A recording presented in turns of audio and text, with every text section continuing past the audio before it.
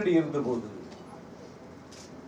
சட்டமன்ற தேர்தலில் கூட்டணி தொடர்வதா கூடாதா என்ற கேள்வி எழுந்தபோது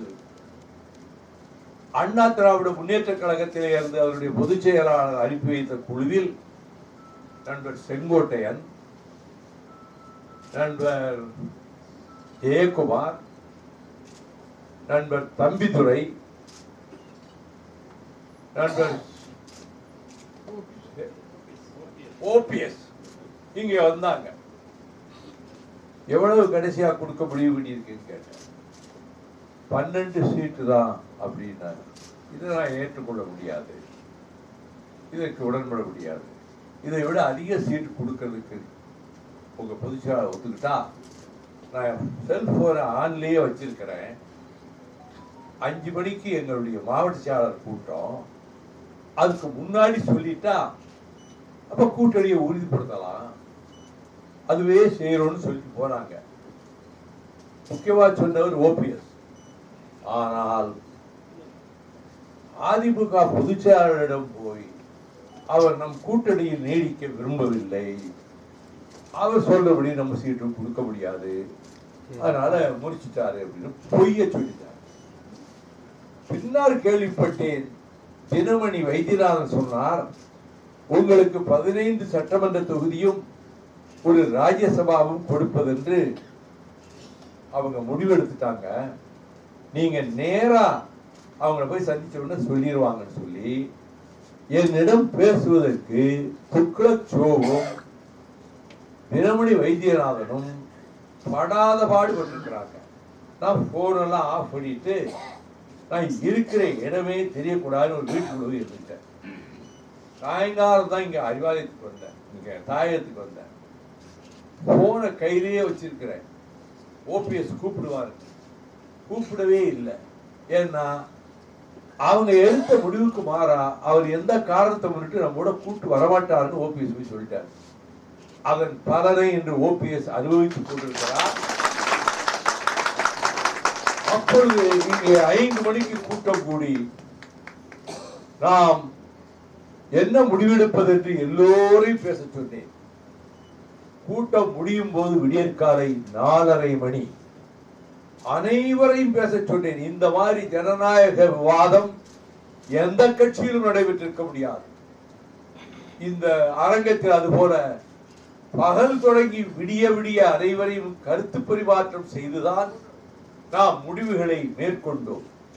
கடைசியாக நாம் தேர்தலை புறக்கணிப்பது, நாம் இப்பொழுது அணி மாறவும் முடியாது, இந்த குறைந்த இடங்களை வைத்துக் கொண்டு போட்டி போடவும் முடியாது என்று சொல்லி தேர்தலை புறக்கணிப்பது என்று முடிவெடுத்தோம்.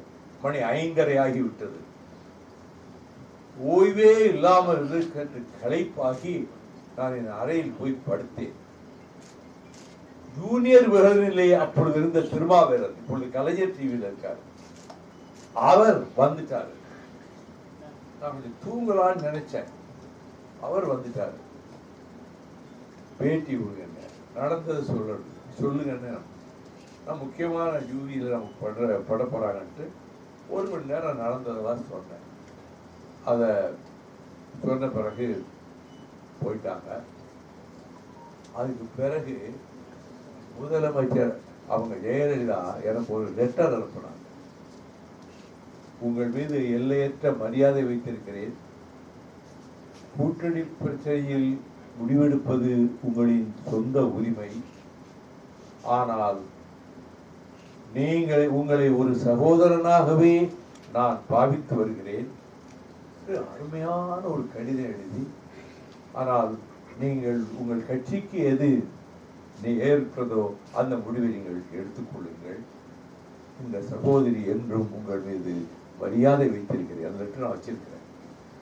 அதே மனோபாவத்தோட தான் கொளுத்துற வெயில 2:30 மணிக்கு சிறுதாவூர் தாண்டி போயிட்டு இருக்கும்போது வந்த முதலமைச்சர் கான்வாய் வருது.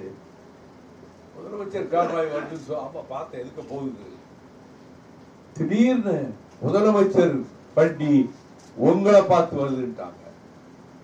நான் என்னடான்னு இருக்கேன், வண்டி நேரா வந்துருச்சு. பிரஸ்ஸுக்காரன், டிவிக்காரன், போட்டோகிராஃபரு, செக்யூரிட்டி எல்லாம் முன்னாடி காரில் போயிட்டாங்க. யாரும் கிடையாது. அந்த அம்மா இறங்குறதுக்கு ஒரு பீடம் போட்டு தான் இறங்குவாங்க. அப்படி இறங்க முடியாது. ஆனா இப்போ நான் கிட்ட போன உடனே அந்த சீட்ல இருந்து கீழே குதிச்சுட்டாங்க. கொடையும் கிடையாது வெயிலுக்கு. எல்லாம் போயிட்டாங்கல்ல. நான் தலப்பா கட்டி இருக்கிறேன், சன்கிளாஸ் போட்டிருக்கேன். வணக்கங்க அப்படின்னு. வணக்கம். என்ன இந்த வெயில் இப்படி வாரீங்க? என்ன? டோட்டல் ப்ரொஹிபிஷன், முழு மதுவிலக்கை வற்புறுத்தி நான் வந்துட்டு இருக்கேன். சப்ஜெக்டை மாத்திட்டாங்க. அம்மா எப்படி இருக்காங்க, உங்க வீட்டில் பிள்ளைகள்லாம் எப்படி இருக்காங்க அப்படின்னு சொல்லிட்டு, இந்த நேரம் வரையில சாப்பாடு எங்க ஊருக்கு வந்திருக்கீங்க, எங்க சாப்பிடுவீங்கன்னு கேட்டாங்க. சாப்பாடு நாங்கள் ஏற்பாடு பண்ணியிருக்கிறோம். நாளை மறுநாள் உங்களுக்கு பிறந்த நாள். இது 22ஆம் தேதி நடக்கும். உங்கள் பிறந்த நாளுக்கு நான் வாழ்த்து சொல்றேன். ஆங்கிலத்தில் சொல்றேன். ஒரு நீண்ட ஆயுளும் நிறைந்த ஆரோக்கியமும் ஒரு மன நிறைவோடு உங்கள் வாழ்வு தொடரட்டும் அப்படின்னு ஆங்கிலத்தில் பிறந்த நாள் வாழ்த்து சொன்னேன். மிக்க நன்றி அப்படின்ட்டு பார்க்காரு. பீடத்தை போடுறதுக்கு ஆள் வரல. எப்படியோ சாவி மேலே ஏறி உட்கார்ந்தார். வண்டி போயிடுச்சு. அடுத்த 10வது நிமிஷம் எஸ்பி வந்துட்டார். Sir, chief minister, photographer, video, TV எல்லாம் முன்னாடியே போயிட்டாங்க. உங்க போட்டோகிராஃபர் தான் நிறைய போட்டோ எடுத்திருக்காரு. அம்மா கேட்குறாங்க, உடனே அந்த போட்டோக்கள்லாம் வேணும். நான் உடனே போட்டோக்களை கொடுக்க சொல்லி கொடுத்தேன். அதுக்கு தினத்தந்தி சுகுமார் ஃபோன் பண்ணி, பெரிய அதிசயம் நடந்துச்சேன், எம்ஜிஆருக்காகவே இப்படி எங்கேயும் இறங்குறது தெரியாது அம்மா, உங்களுக்காக அந்த வெயில கீழே இறங்கி நின்று பேசியிருக்காங்களே, இது பற்றி உங்க கருத்து என்னன்னு நான் ஒரு 10 வரியில் ஒரு கருத்தை சொன்னேன். வேற எந்த பேப்பருக்கும் சொல்லிடாதீங்க, நாங்க மட்டும் நாளைக்கு முதல் பக்கத்தில் போடுறோம். மற்ற பத்திரிகைக்காரங்கள்லாம் இன்னைக்கு கேட்குறாங்க, தினமலரும் கேட்குறாங்க. அதையே அங்கே கொடுத்த ஸ்டேட்மெண்ட்டை மற்ற எல்லாருக்கும் கொடுத்தேன். எல்லா இடத்துல இருந்தும் வந்தது. நான் பழைய கடிதங்களை எல்லாம் அப்படின்னு நேற்று ஒரு 3 நாளாக பார்த்துக்கிட்டு இருக்கேன். 10,000 கடிதம் இருக்கும். அதில் ஒரு கடிதம், மறுமலர்ச்சி திராவிட முன்னேற்ற கழகத்தின் 15ஆம் ஆண்டு தொடக்க விழாவுக்கு அன்னைய முதலமைச்சர் ஜெயலலிதா ஒரு பக்கத்துக்கு ஒரு வாழ்த்து எழுதி கையில் போட்டு அனுப்பிச்சிருக்காங்க. அற்புதமான வாழ்த்து. அப்படி ஒரு வாழ்த்து யாரும் கொடுக்கல. அதையும் நான் பார்த்தேன். ஆகவே பல கட்டங்களை கடந்து அதில் எல்லாம் மீண்டு சிலருடைய சதிச்செயலால வரவேண்டிய இடங்களோ கூட்டணியோ இல்லாமல் போய் பின்னர் ஒரு முடிவெடுத்து நாசகார இந்துத்துவ சக்திகளும் மனு தர்ம சக்திகளும் RSS அமைப்பும் இந்த பூமியில் திராவிட இயக்கத்தை அழித்துவிட வேண்டும் என்று கங்கணம் கட்டி கொண்டு நாலாபுரத்திலிருந்தும் தாக்குகிறார்கள். நாம் திராவிட இயக்கத்தினுடைய வேர்களில் இருந்து வந்தவர்கள், அழுத்தமான திராவிட இயக்கத்துக்காரர்கள், கான்சென்ட்ரேட்டட் திராவிடியன் மூவ்மெண்ட் MDMK. ஆகையினால நாம் இந்த சூழலில் திராவிட இயக்கத்தை, திராவிட முன்னேற்ற கழகத்தை பாதுகாக்க நமக்கு இருக்கக்கூடிய வலிமையை, நமக்கு இருக்கக்கூடிய அந்த அளவுக்கு இல்லாட்டாலும் நமக்கு இருக்கக்கூடிய ஆதரவு வலிமையும் திராவிட முன்னேற்ற கழகத்தோடு கொண்டு போய் சேர்ப்போம். இதுதான் நம்முடைய எதிர்கால அணுகுமுறை என்று சொல்லிட்டு திராவிட முன்னேற்ற கழகத்தை சொல்லி அலையன்ஸ் போட்டு குறைந்த இடங்கள் இருந்தாலும் ஏற்றுக்கொண்டு அவங்களோட பயணிக்க ஆரம்பிச்சு இன்று வரை இந்த அரசை பற்றி ஒரு சொல் கூட விமர்சனம் செய்யாத ஒரு கட்சி என்றால் கூட்டணி கட்சிகளிலே அது மறுமலர்ச்சி திமுகதான். ஆகையினால் தான் இந்த சூழலில் நேற்று முன்தினம் ஆலந்தூர் பாரதி எனக்கு தொலைபேசியில் அழைத்து, விஜய் அவர்கள் மிக மோசமாக முதலமைச்சரை சித்தரித்து பேசியிருக்கிறார், அதுக்கு உங்க ரியாக்ஷன் இருந்தா நல்லா இருக்கும். நான் டிவி பார்க்கறேன். நான் பழைய தபால்களை ஆய்வு பார்த்துக்கிட்டு இருக்கிறேன். ஒரு நாளைக்கு 8 மணி நேரம் 9 மணி நேரம். இப்போ கொஞ்ச நாளா நான் டிவி பார்க்கல, எனக்கு தெரியாது. டிவியில போட்டு பார்க்குறேன், விஜய் ஸ்டேட்மெண்ட் அதில் வரல. அதுக்கு பிறகு விஜய் ஸ்டேட்மெண்ட்டை இங்கிலீஷ் ஹிந்து எடுத்து போட்டு அதை நான் நெட்டில் பார்த்துட்டு அப்பவே நான் 8:30 மணிக்கு ஒரு அறிக்கை கொடுத்தேன். அது கடுமையா கொடுத்தேன். 41 பேர் செத்து கிடக்காங்க. ஓடியாந்துட்டு திருச்சிலையும் தங்காம ஒரே ஓட்டமா மெட்ராஸ்க்கு வந்துட்டு அது பிறகு பக்கமே போகாம அதை பற்றி ஒரு குற்ற உணர்ச்சி இல்லாம வருத்தப்படாம கையில ரூபா இருக்குன்னு சொல்லி நான் நிதி கொடுக்கிறேன், எல்லாம் என்னே பார்க்க வாங்க. எங்கேயும் துஷ்டி கேட்க போறவன் இளவு கேட்க போறவன் அந்த வீட்டுல போய் தான் கேட்பானே தவிர அந்த துஷ்டி வீட்டுக்காரன் இளவு வீட்டுக்காரன என் வீட்டுக்கு வாரா இளவு கேட்கிறேன்னு தமிழ்நாடு சரித்திரத்திலேயே யாரும் செய்யாத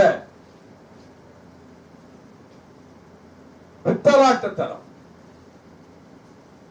நம்ம எந்த பிரச்சனைனாலும் ஸ்பாட்ல போய் நிற்போம். ஸ்டெர்லைட்டில் துப்பாக்கி சூடில் செத்து கிடக்கிறாங்க. நான் 9:30 மணிக்கு தூத்துக்குடிக்குள்ள போயிட்டேன். அத்தனை வீட்டுக்கு போய் விடிய காலம் 3 மணி. இப்ப எனக்கு உடம்பு சரியில்லாம அப்படியே போயிட்டேன். எனக்கு கரூருக்கு போக முடியல. இந்த ஹெல்த் கண்டிஷன்ல போக முடியாது. முதன்மை செயலாளர் காலையில அவர் போயிட்டார். இவரு முதலமைச்சர் எதுவுமே அரசியல் பண்ண வேண்டாம், இதுல இது துக்கமான நேரம் தான் ஸ்டேட்மெண்ட் கொடுத்தார். அதுக்கு பிறகு சட்டசபையில கூட விஜயை பற்றி ஒரு பேரையோ உங்க கட்சி பேரையோ கூட சொல்லல. நிகழ்ச்சி நடத்துறவங்க அதுக்கு பொறுப்பேற்றுக்கணும்னு பேசுறாரு. இதற்கு சகட்டு மேனிக்கு அவரை திட்டி நான் தான் ஆட்சிக்கு வருவேன், நாங்க தான் வருவோம், எங்களுக்கு திமுக தான் போட்டி அப்படின்னு விஜய் சொல்லியிருக்காரு. அதுதான் நான் சொன்னேன். அரசியலில் ஆத்திச்சூடி கூட தெரியாத இந்த மனிதர் நான் ஆட்சிக்கு வந்து இப்பொழுதே முதலமைச்சர் ஆகிவிட்ட மாதிரி கனவு உலகத்துல மிதந்துகிட்டு அந்த உணர்வோடு அடுத்து நான் தான் சொல்றாரு. காகித கப்பலில் கடல் தாண்ட முனைகிறார், ஆகாய வெளியில் கோட்டை கட்டுகிறார், அவரது கனவுகள் அனைத்தும் காணல் நீராக போய்விடும் அன்னு ஒரு ஸ்டேட்மெண்ட் அப்பவே 8:45 நான் கொடுத்துட்டேன். முரசொலியில் அதை முழு பக்கம் போட்டாங்க. தோழமை கட்சிகள் யார் எனக்கு ரைட் அறிக்கை கொடுக்கல. நமக்கு தகவல் வந்தது, நம்ம உடனே கொடுத்தோம். இப்ப தகவல் சொன்னாங்க. சாயங்காலம் ஏவாவேல் போன் பண்ணி இந்த வாக்காளர் பட்டியல் சீர்திருத்த பிரச்சனை இருக்க மோசடியான வேலை இது மத்திய அரசும் தேர்தல் ஆணையமும் சேர்ந்து கொண்டு நடத்துகின்ற சதி திட்டம். இதை எதிர்த்து திமுக கழகத்தின் தலைமையிலான கூட்டணியினர் வருகிற 11ஆம் தேதி காலை 10 மணிக்கு அந்தந்த மாவட்ட தலைநகரங்களில் ஆர்ப்பாட்டம் செய்வதென்று முடிவெடுத்திருப்பதாகவும் உங்களிடம் முதல் ஆளாக தகவல் சொல்ல வேண்டும் என்றும் முதலமைச்சர் சொன்னார்கள் என்று ஏவாவேலு என்று பேசுறார். இப்ப தீர்மானத்தில் சேர்த்துட்டோம்.